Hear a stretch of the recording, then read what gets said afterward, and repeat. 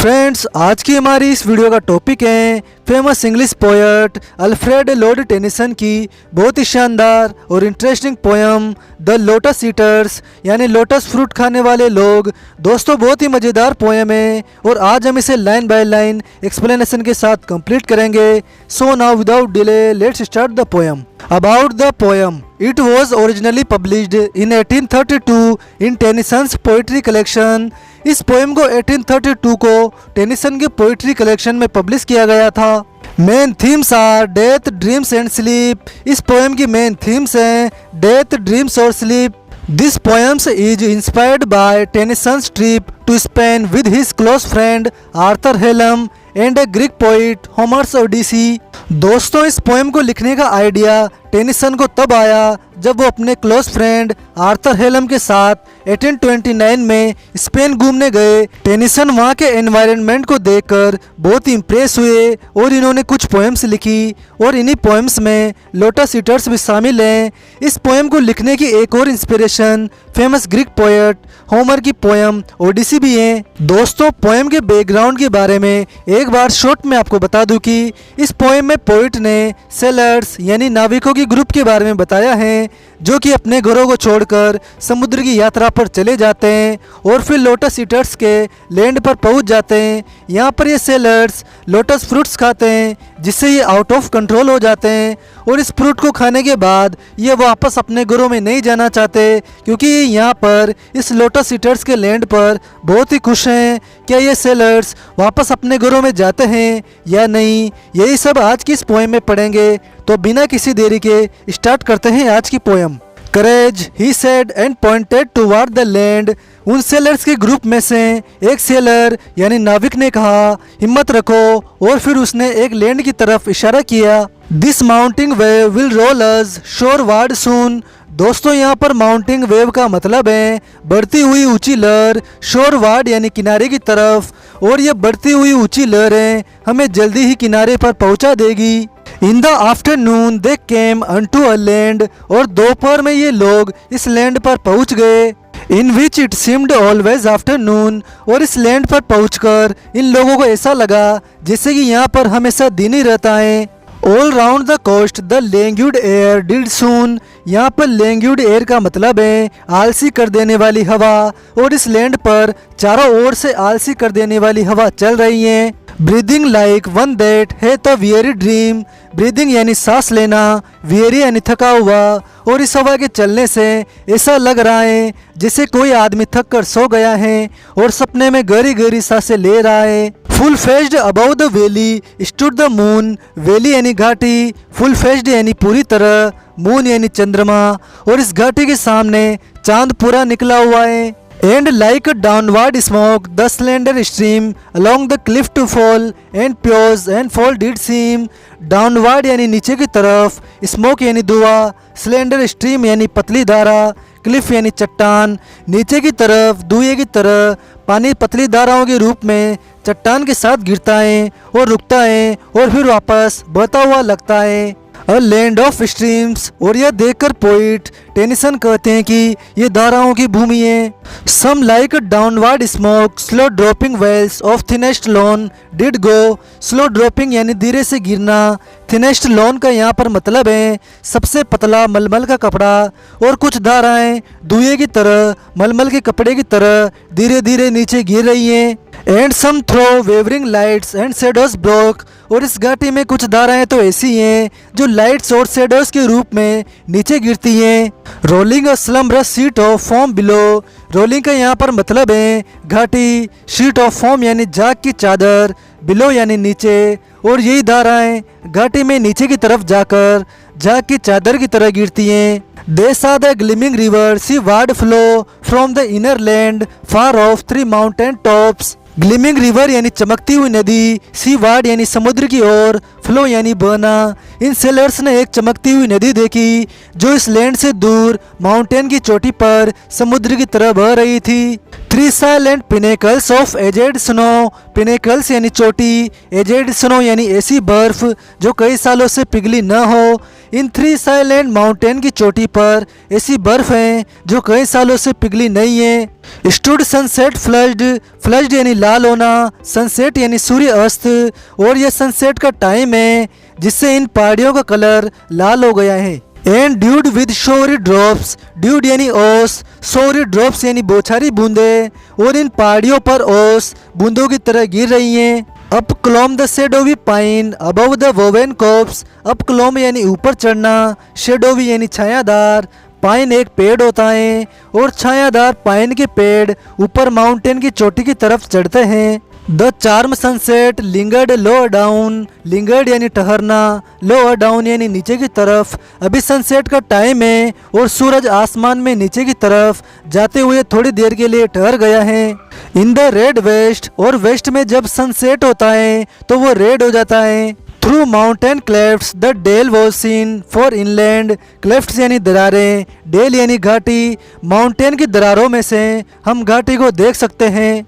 And the yellow down, दोस्तों यहाँ पर डाउन का मतलब है खेत, और वहाँ दूर इनलैंड में पीले कलर के खेतों को देख सकते हैं। बॉर्डर्ड विद पाम, और इन खेतों की बॉर्डर पर चारों तरफ पाम ट्रीज लगे हुए हैं। And many a winding vale and meadow set with slender galingale, winding vale यानी घुमावदार घाटी, मिडो यानी घास का मैदान, गेलिंगेल एक टाइप का पौधा होता है, और वहाँ पर कई घुमावदार घाटियाँ और घास के मैदान गेलिंगेल पौधे से घिरे हुए हैं। A land where all things always seemed the same, ये लैंड एक ऐसी जगह थी जहाँ पर सभी चीज़ें एक जैसी लग रही थी, कुछ भी चेंज नहीं था। And round about the keel with faces pale, dark faces pale against the rosy flame, dark faces pale यानी गहरा पीला चेहरा, रोजी फ्लेम यानी सूर्यास्त की गुलाबी रोशनी। इसके बाद उन सेलर्स के ग्रुप ने कुछ पीले कलर के चेहरे देखे। ये सूर्यास्त का टाइम था और गुलाबी रोशनी इनके चेहरे पर पड़ रही थी, जिससे ये चेहरे गहरे पीले दिख रहे थे, और ये सभी लोग सेलर्स के अराउंड इकट्ठे हो गए। The mild eyed melancholy lotus eaters came, mild eyed यानी शांत और हल्की आंखें, मेलंकली यानी उदासी, और ये हमारे चारों ओर इकट्ठा होने वाले लोग लोटस ईटर्स थे जिनकी आंखें बिल्कुल शांत और हल्की थी और उनमें उदासी भरी हुई थी। Branches they bore of that enchanted stem laden with flower and fruit, यहाँ पर एन्चांटेड का मतलब है जादुई, लेडन यानी लदा हुआ। आगे पोइट कहते हैं कि सेलर्स के चारों ओर इकट्ठा होने वाले ये लोटस ईटर्स अपने साथ जादुई लोटस ट्री के फ्लावर और फ्रूट्स भी लेकर आए थे। दोस्तों, लोटस एक जादुई फ्रूट होता है जिसे खाने के बाद इंसान अपना होश खो बैठता है, और इस लोटस फ्रूट को खाने वाले लोग लोटस ईटर्स कहलाते हैं। Whereof they gave to each, और फिर उन लोटस ईटर्स ने इन सभी सेलर्स के ग्रुप को वो जादुई फ्रूट लोटस ऑफर किया। But who so did receive of them, लेकिन इन सेलर्स में से कुछ ही लोगों ने वो लोटस फ्रूट एक्सेप्ट किया। एंड टेस्ट, और फिर इसे टेस्ट किया।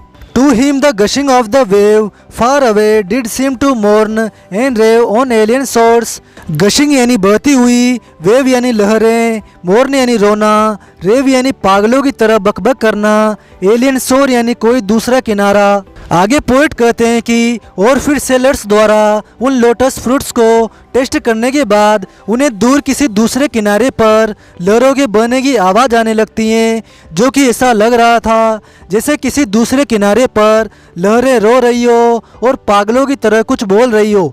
And if his fellow spake, his voice was thin as voices from the grave.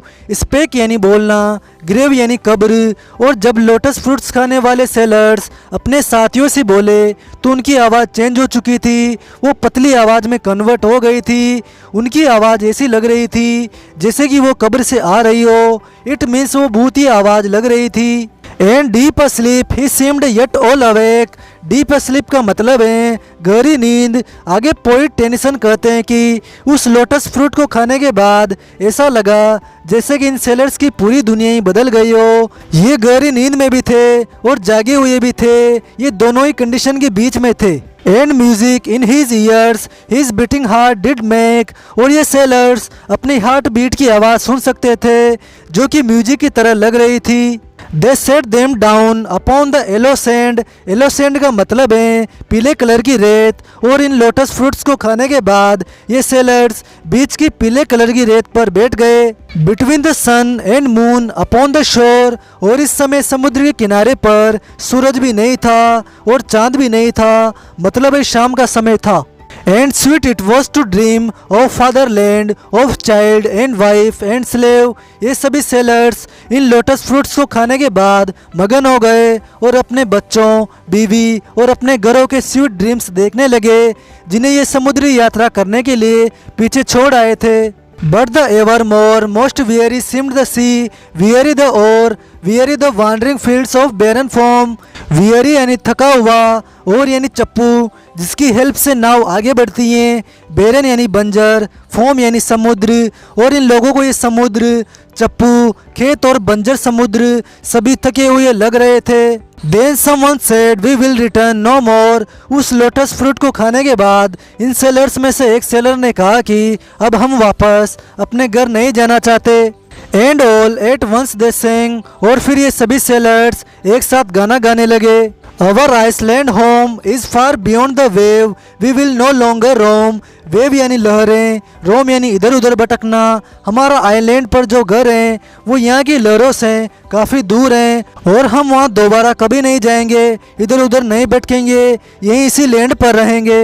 दोस्तों अब आगे पोइम में सेलर से गाना गाते हैं जिसे पोइट टेनिसन ने कोरिक सॉन्ग कहा है। There is sweet music here. वो सेलर्स का ग्रुप गाना गाते हुए कहते हैं कि यहाँ इस लोटस ईटर्स के लैंड पर स्वीट म्यूजिक बज रहा है। That softer falls then petals from blown roses on the grass। petals यानी पंखुड़ियाँ, और ये म्यूजिक इतना सॉफ्ट है जैसे कि घास पर उड़े हुए गुलाब की पंखुड़ियाँ हो। और night dews on still waters between walls of the shadowy granite in a gleaming pass. Night dews यानी रात की ओस, walls of the shadowy granite यानी डार्क ग्रेनाइट की दीवारें, ग्लिमिंग यानी चमचमाती, और रात की ओस रुके हुए पानी पर डार्क ग्रेनाइट की दीवारों के बीच में से चमचमाती हुई नीचे गिरती हैं। लेकिन ये सेलर्स का गाना इससे भी सॉफ्ट है। Music that gentlier on the spirit lies. Gentlier यानी होता है स्वीट, स्पिरिट यानी आत्मा। ये म्यूजिक बहुत ही स्वीट है और ये आत्मा को छू रहा है। Than tired eyelids upon tired eyes. यहाँ पर टायर्ड का मतलब है थकी हुई, आईलिड्स यानी आंखों की पलकें, और इस म्यूजिक को सुनकर हमारी आंखों की पलकें थक चुकी हैं। Music that bring slip down from the blissful skies. आगे सेलर्स कहते हैं कि इस म्यूजिक को सुनकर हमें नींद आ रही है और आसमान भी ब्लिसफुल लग रहा है। Here are cool mosses deep. यहाँ पर मोजेस का मतलब है काई, यहाँ पर गहरी काई है। एंड थ्रो द मोज द आईवीज क्रीप। मोज यानी काय, क्रीप यानी रेंगना, आईवीज यानी लताएं, और इन काय में से लताएं रेंग रही हैं। And in the stream the long lived flowers weep. यहाँ पर स्ट्रीम का मतलब है नदी, और नदी में जो फ्लावर्स हैं उनकी पत्तियाँ लंबी हैं। And from the craggy ledge the poppy hangs in sleep. Craggy ledge यानी टेढ़ा मेढ़ा, पॉपी यानी अफीम का पौधा। पहाड़ों में से अफीम का पौधा टेढ़ा मेढ़ा होकर बाहर निकल रहा है जो ऐसा लग रहा है जैसे कि उसे नींद आ रही हो। दोस्तों यहाँ पर यह पोयम 50% कंप्लीट हो चुकी है। पोयम बहुत ही बड़ी है और इसे एक वीडियो में कंप्लीट करना थोड़ा मुश्किल है, इसलिए हम इसे 2 पार्ट में कंप्लीट करेंगे। दोस्तों इस पोयम को अच्छी तरह से समझने के लिए इसका सेकंड पार्ट जरूर देखें। फ्रेंड्स अगर आपको वीडियो अच्छा लगा हो तो इसे लाइक करें, अपने फ्रेंड्स के साथ शेयर करें और चैनल को सब्सक्राइब जरूर करें।